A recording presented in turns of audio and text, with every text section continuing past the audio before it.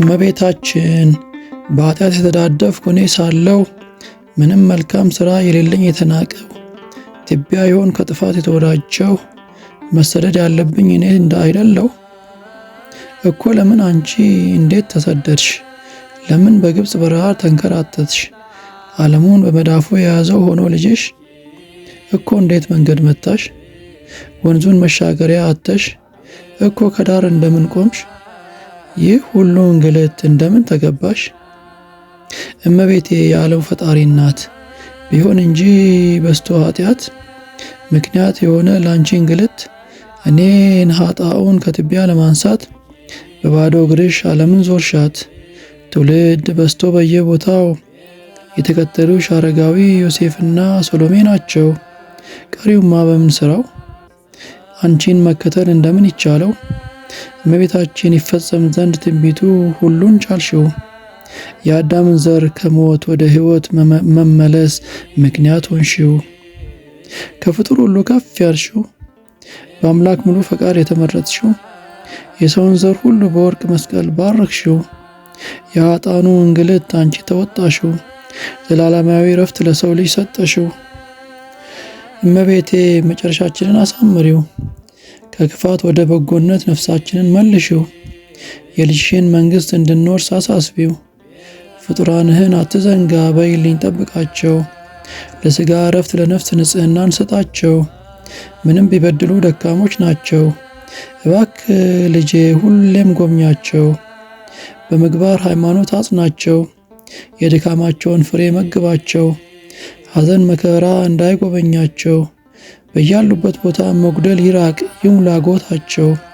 እያሽ ለልጅሽ ንገሪው። ሕይወታችን ጎሎ ባክንናል ሥራችንን ከቶም አትዘንጊው። ትንሹን ትሩፋት በበረከት ጋብዢው። ለአንደበታችን ምስጋናን ሙይው። ሁሌም ይድረሰን የልጅሽ ቡራኬ።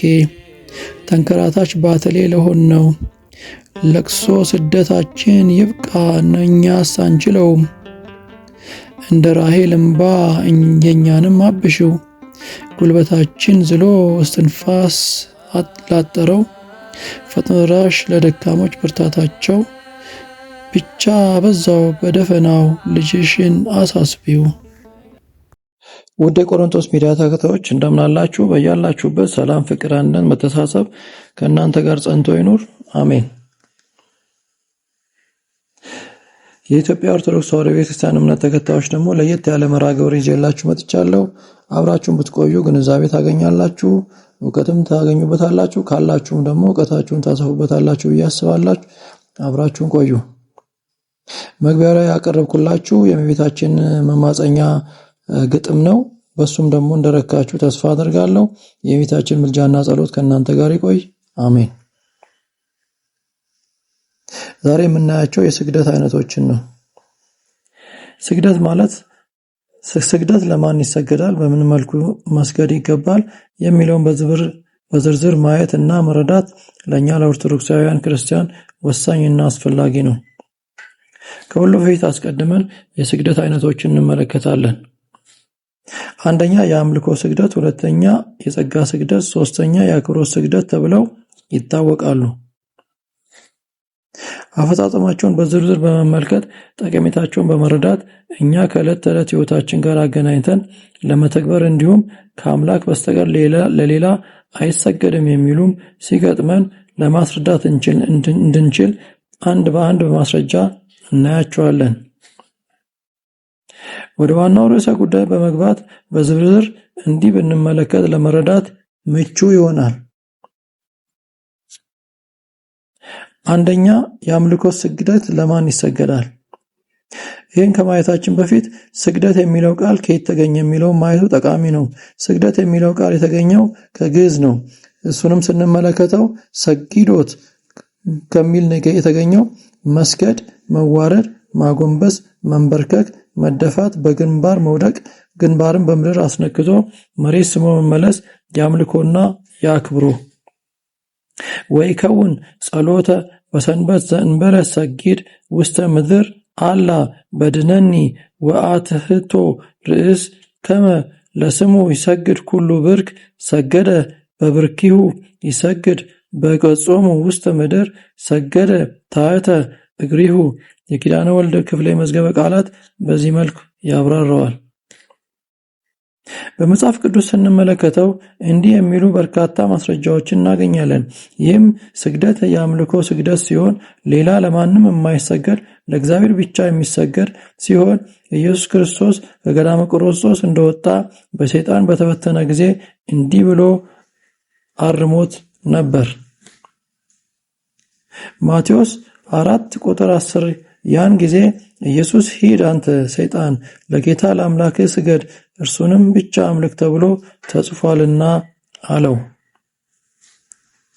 ሲራክ 5:17 የዚያን ጊዜ ሕዝቡ ሁሉ አንድነት ያርፉ ነበር፣ በምድርም ላይም እግር ከግንባር አድርገው ይሰግዱ ነበር። ሁሉን በሚገዛ ገናና በሆነው ለጌታቸው ለእግዚአብሔርም ይገዙ ነበር። ሁለተኛ የጸጋ ስግደት ለማን ይገባል? የዚህ አይነቱ ስግደት ለቅዱሳን ሊቃነ መላእክት የሚደረግ ስግደት ነው።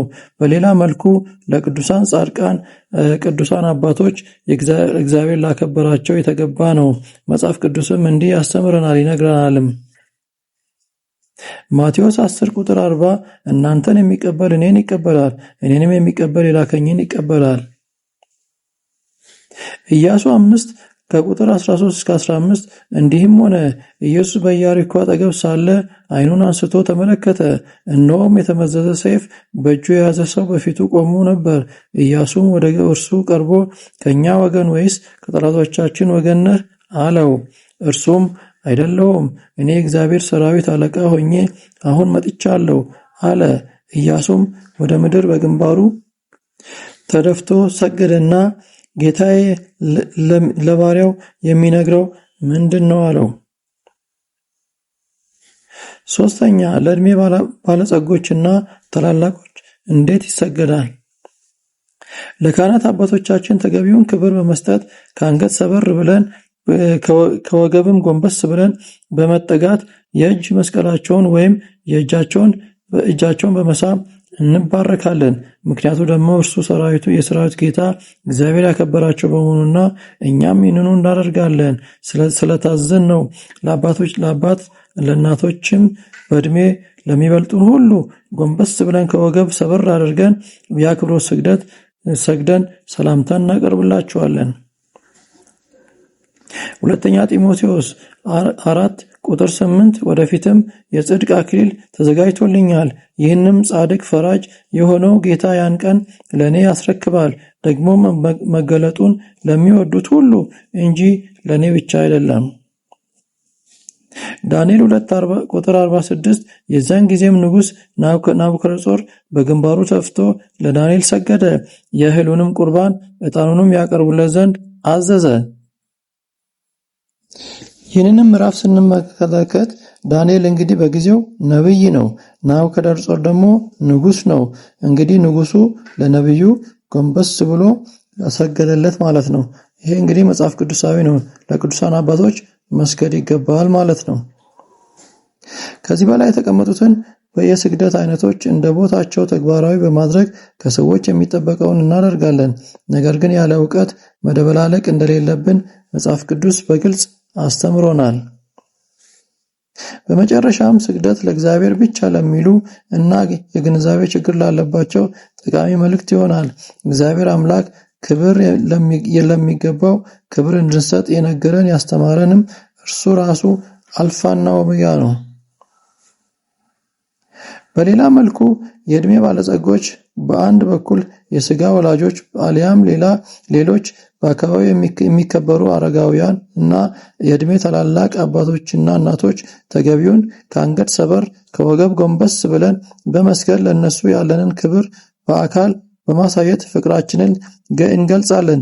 ይህም መጽሐፍ ቅዱስ እንዲህ ያስተምራል። አንደኛ ሳሙኤል 28:14 እርሱም መልኩ ምን አይነት ነው አላት። እርሷም ሽማግሌ ሰው ወጣ፣ መጎናጸፊያም ተጎናጽፏል አለች። ሳኦልም ሳሙኤል እንደሆነ አወቀ፣ በፊቱም ተጎንብሶ በምድር ላይ እጅ ነሳ ይለናል።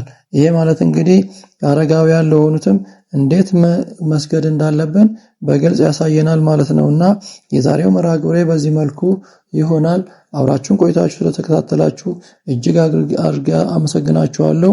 ይህ ነገር ለብዙ ሰዎች ሊጠቅም ይችላልና ሼር በማድረግ አዲስ የሆናችሁን ሰብስክራይብ በማድረግ ላይክ በማድረግ እንድታበረታቱኝ ጋብዛችኋለሁ። አብራችሁን ስለቆያችሁ አሁንም ደግሜ አመሰግናችኋለሁ። ተባረኩ። ወስብሐት ለእግዚአብሔር ወላዲቱ ድንግል ወለመስቀሉ ክቡር። ይቆየን። አሜን።